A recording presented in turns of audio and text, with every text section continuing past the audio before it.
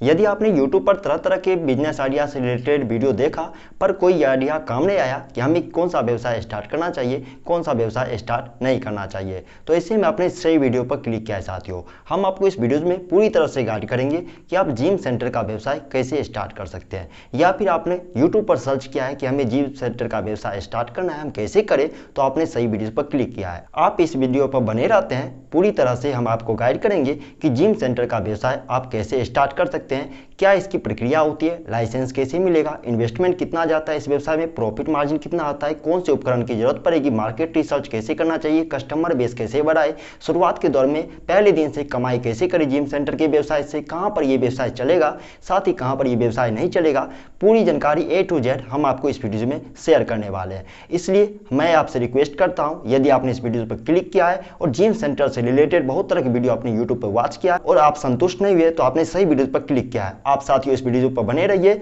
आपको मैं पूरी तरह से गाइड करूंगा कि आप इस व्यवसाय को कैसे स्टार्ट कर सकते हैं। बता दें साथियों, यदि आप जिम सेंटर का व्यवसाय स्टार्ट करने की प्लानिंग कर रहे हैं तो सबसे पहले आपको मार्केट रिसर्च पर फोकस करना चाहिए, यानी focus on market research. Market research पर यदि आप फोकस नहीं करते तो शायद ये व्यवसाय आपको लॉस लगा सकता है, क्योंकि आप सभी जानते हैं साथियों, कोई भी बिजनेस चलेगा या फिर नहीं चलेगा, ये चीज खास तौर से मार्केट पर डिपेंड करता है। आप यदि सही जगह पर इस व्यवसाय को स्टार्ट नहीं करते हैं तो ये व्यवसाय आपको अच्छे खासे लॉस लगाएंगे। इसलिए खास तौर से सबसे पहले आपको मार्केट पर फोकस करना पड़ेगा, यानी कि आप इस व्यवसाय को जहां पर स्टार्ट करने वाले हैं आपको टारगेट ऑडियंस पर खास तौर से ध्यान देना पड़ेगा। यानी कि इस व्यवसाय में आपको 16 वर्ष से लेकर 45 वर्ष के ऑडियंस को आपको टारगेट करना पड़ेगा, क्योंकि आप सभी जानते हैं साथियों, इस अवधि के जितने भी लोग होते हैं, 16 वर्ष से लेकर 45 वर्ष के लोग जितने भी होते हैं, उन्हें फिट रहना बहुत ज्यादा पसंद होता है और वो जिम सेंटर जाना काफी पसंद भी करते हैं। और ऐसे में यदि आप गलती करते हैं जहां पर वरिष्ठ लोग ज्यादा रहते हैं और इस व्यवसाय को आपने स्टार्ट कर दिया है, या फिर प्लानिंग कर रहे हैं हम वहां पर इस व्यवसाय को स्टार्ट करें,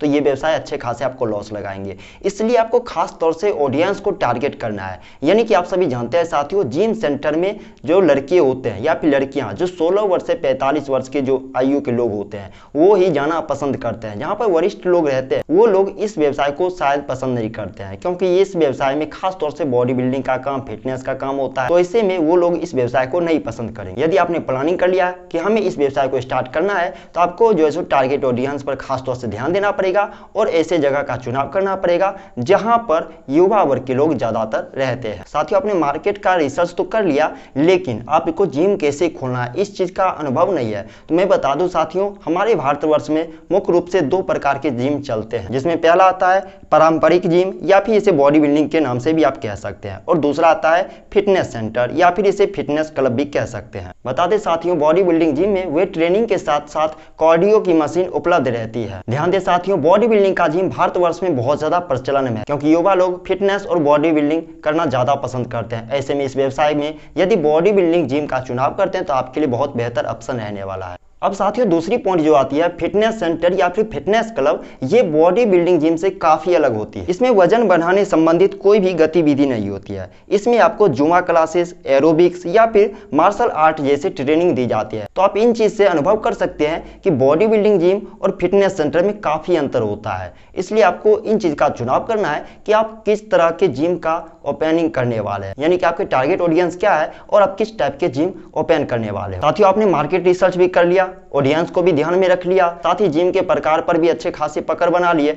अब जो है साथियों, लोकेशन की बात पर हम आ चुके हैं, यानी कि इस व्यवसाय को स्टार्ट करते हैं और अच्छे खासे लोकेशन का आप चुनाव नहीं करते तो ये व्यवसाय आपको अच्छे खासे लॉस भी लगाएंगे। इसलिए हम बात करेंगे फोकस ऑन लोकेशन, यानी कि इस व्यवसाय को स्टार्ट करते हैं जिम सेंटर के व्यवसाय को, तो खास तौर से आपको लोकेशन पर ध्यान देना होगा साथियों। यानी कि आपको इस बात का खास तौर से ध्यान रखना है साथियों, यदि आप कहीं पर इस व्यवसाय को स्टार्ट करने वाले हैं, वहां पर यदि पहले से कोई जिम सेंटर मौजूद है तो आपको वहां पर इस व्यवसाय को स्टार्ट बिल्कुल भी नहीं करना है, क्योंकि आप सभी जानते हैं वो जिम पहले से उपलब्ध है तो उनका कस्टमर बेस बहुत ज्यादा ठोस होगा। ऐसे में वहां पर इस व्यवसाय को आप स्टार्ट करते तो कंपटीशन काफी हाई हो जाएगा। ऐसे में शुरुआती दौर पर आपको अच्छे खासे लॉस लगेंगे। इसलिए आपको ध्यान रखना है इस व्यवसाय को वहां पर स्टार्ट करना है जहां पर कि कोई जिम सेंटर पहले से खुला हुआ नहीं हो। इसके अलावा इस व्यवसाय को आप वहां पर स्टार्ट करें जहां पर कस्टमर बहुत आसानी से आपके जैसे जिम सेंटर पर आ सके। साथ ही आपको इस व्यवसाय को वहां पर स्टार्ट करना चाहिए जो अच्छे खासे ग्रामीण मोहल्ले या फिर शहरी कस्बे के अच्छे खासे मोहल्ले को एक साथ जोड़ती है,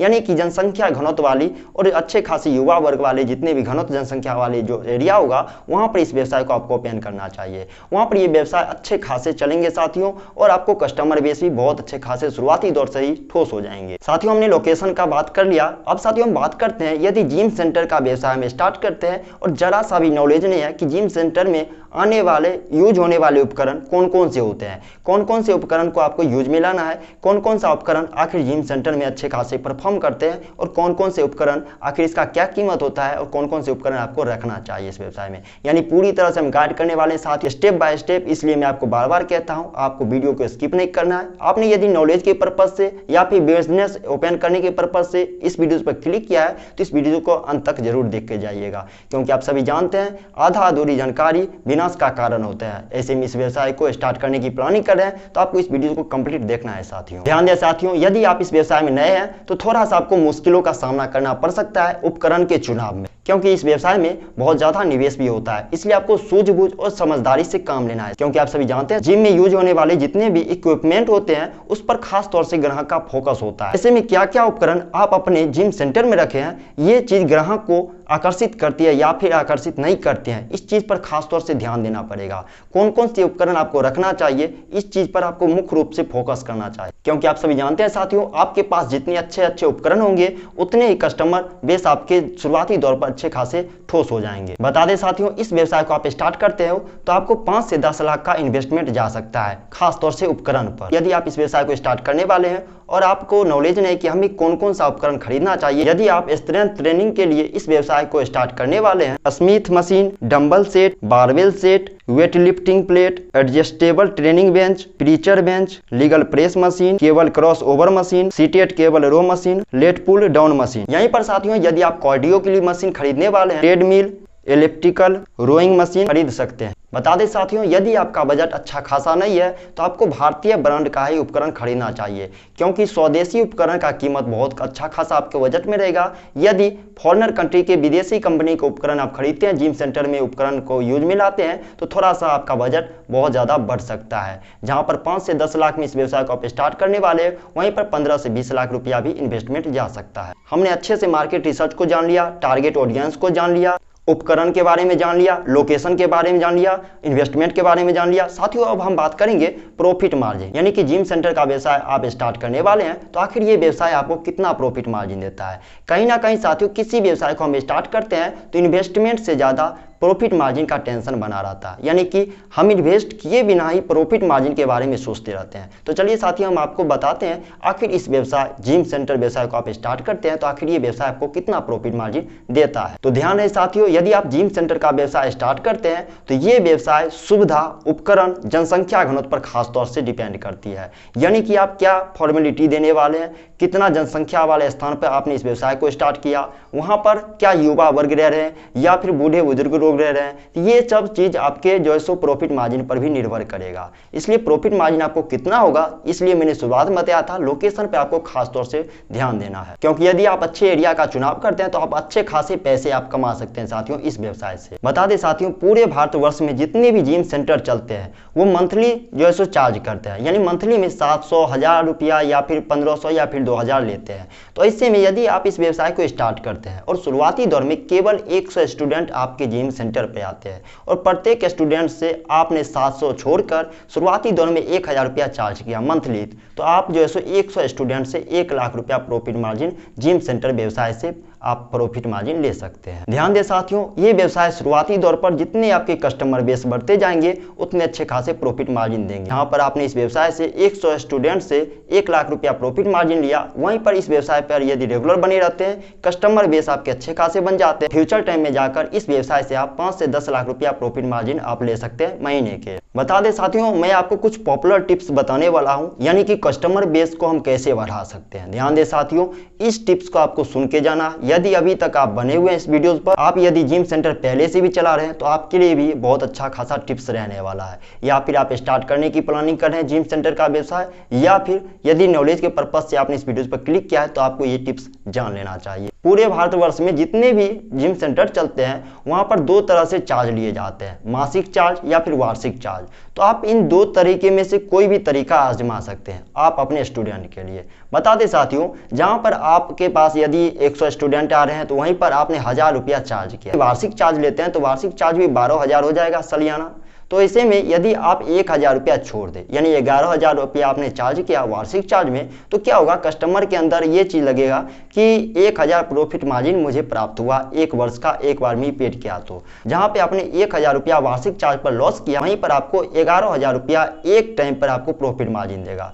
अब साथियों ऐसा कुछ होता है कि जिम सेंटर में लोग रेगुलर नहीं लगे रहते हैं, तो ऐसे में यदि आप किसी से फुल पेमेंट पहले ले लेते हैं वार्षिक चार्ज के रूप में, तो वो आपके जिम सेंटर पर रेगुलर रहेंगे। जितना स्टूडेंट बढ़ता जाएगा, तो आपने भी देखा होगा साथियों, ऐसा सुनने को भी मिला होगा, देखा देखी कोई बिजनेस भी चलता है। जी हाँ साथियों, आपको ध्यान रहे, जो चीज़ दिखता है वही चीज़ बिकता है। ऐसे में यदि वार्षिक चार्ज पर आप स्टूडेंट को रखते हैं बॉन्ड बना के, तो ऐसे में क्या होगा, स्टूडेंट धीरे धीरे देखते देखते बढ़ जाएंगे। तो आप इस टिप्स को अपनाकर शुरुआती दौर पर नींव मजबूत कर सकते हैं अपने जिम सेंटर का, और अच्छे खासे प्रॉफिट मार्जिन शुरुआती दौर से ही ले सकते हैं। साथियों, आपने जिम सेंटर का व्यवसाय तो स्टार्ट कर दिया, लेकिन आपका व्यवसाय यदि लोगों के बीच नहीं पहुंच पा रहा है या फिर लोग आपके व्यवसाय तक नहीं पहुंच पा रहे, तो ये व्यवसाय नहीं चलेगा। तो ऐसे में आपको प्रचार और मार्केटिंग पर खास तौर से ध्यान देना पड़ेगा। हम बात करेंगे साथियों एडवर्टाइज और मार्केटिंग पर, यानी इस व्यवसाय को आप स्टार्ट करते हैं जिम सेंटर का व्यवसाय, तो आपको किस तरह से मार्केटिंग और एडवर्टाइज करना चाहिए कि आपका जिम सेंटर शुरुआती दौर से अच्छे खासे परफॉर्म करे। तो इसके लिए आपको क्या करना है, शुरुआती दौर से जहां पर इस व्यवसाय को आप स्टार्ट करने वाले हैं, वहां पर लोकल मार्केट में अपने जिम सेंटर का बैनर, पोस्टर, पैम्पलेट भी आप मटवा सकते हैं। साथ ही आसपास के जितने भी school, college, railway colony, bus stand हो, वहां पर भी पैम्पलेट्स आप बंटवा सकते हैं। इससे आपका प्रचार जो है सो बढ़ेगा, और साथ ही सोशल मीडिया का भी आप इस्तेमाल कर सकते हैं। आप सभी जानते हैं साथियों, हम किसी भी बिजनेस को सोशल मीडिया के माध्यम से देश के कोने कोने तक पहुंचा सकते हैं। ऐसे में सोशल मीडिया के फेसबुक हो गया, व्हाट्सएप हो गया, ट्विटर, इंस्टाग्राम, जितना भी सोशल मीडिया साइट है वहां का भी आप मदद ले सकते हैं। साथ ही यूट्यूब एड का भी इस्तेमाल कर सकते हैं। तो ऐसे में इस व्यवसाय को इन दो तरीकों से आप अपने मार्केट में अच्छे खासे पकड़ बना सकते हैं, और शुरुआती दौर से ही आप अपने इस व्यवसाय से यानी जिम सेंटर के व्यवसाय से प्रॉफिट मार्जिन अच्छे खासे प्राप्त कर सकते हैं। साथियों, यदि आप इस व्यवसाय को स्टार्ट करते हैं तो आपको इस व्यवसाय को स्टार्ट करने के लिए लाइसेंस की भी जरूरत पड़ेगी। ध्यान दें साथियों, जिम सेंटर के व्यवसाय को स्टार्ट करने के लिए भी आपको लाइसेंस की जरूरत पड़ेगी।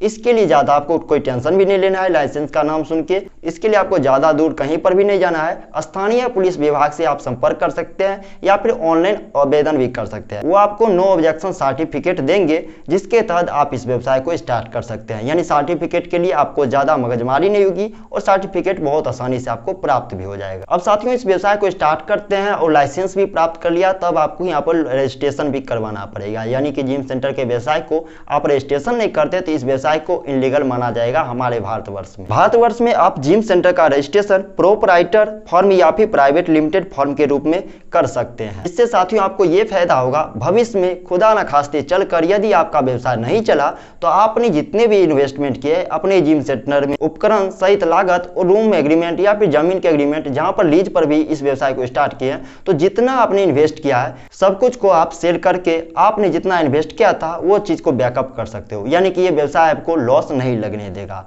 तो इनसे रजिस्ट्रेशन करने से ये चीज आपको फायदा मिलेगा। यदि आप अपना जिम खुद ही चलाना चाहते हैं तो ओपीसी रजिस्ट्रेशन यानी 1 पर्सन कंपनी का ऑप्शन आपके लिए सही रहेगा। यहाँ पर ध्यान दें साथियों, किसी भी फर्म का चुनाव करने से पहले सबसे पहले आपको किसी भी तरह के चार्टर अकाउंटेंट से आपको संपर्क करना चाहिए। वो आपको जटिल समस्याओं का सटीक निदान आपको बताएंगे किस तरह का फर्म आपको फिल करना चाहिए। यानी कुल मिलाकर देखा जाए साथियों, ये व्यवसाय आपके लिए बहुत बेहतरीन होने वाला है, क्योंकि आप सभी जानते हैं साथियों, इस व्यवसाय में जो हम इन्वेस्टमेंट करते हैं वो बहुत दिनों तक चलता है, कहीं तो उम्र भर भी चल सकता है। या ये भी कर सकते हैं, ये व्यवसाय जब तक चले तब तक ये व्यवसाय में होने वाले यूज होने वाले उपकरण चलता है।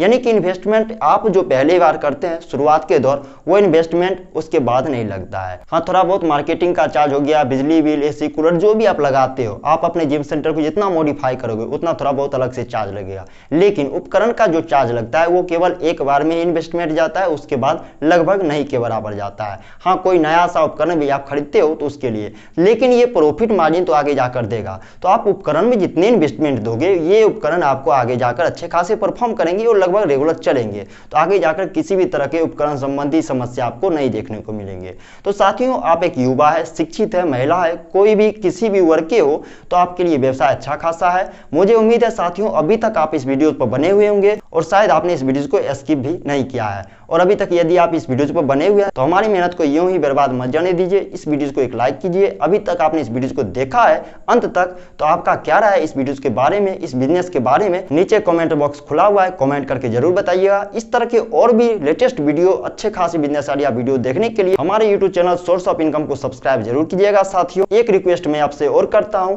जिस तरह से आप किसी बिजनेस की तलाश में हमारे इस वीडियो तक पहुंचे हैं और यूट्यूब पर तरह तरह के वीडियो को सर्च किया कि कौन सा व्यवसाय स्टार्ट करना चाहिए, यानी कि आप एक बेरोजगार है और चाह रहे अपना खुद का व्यवसाय स्टार्ट करें, उसी तरह से किसी बेरोजगार भाइयों तक इस वीडियो को शेयर जरूर कीजिएगा। साथियों, इनसे आपका भला होगा, उनका भला होगा, साथ ही साथ हमारे देश का भला होगा। अभी तक हमारे इस वीडियो पर बने रहने के लिए, अपना बहुमूल्य समय व्यतीत करने के लिए आपका तहे दिल से धन्यवाद साथियों।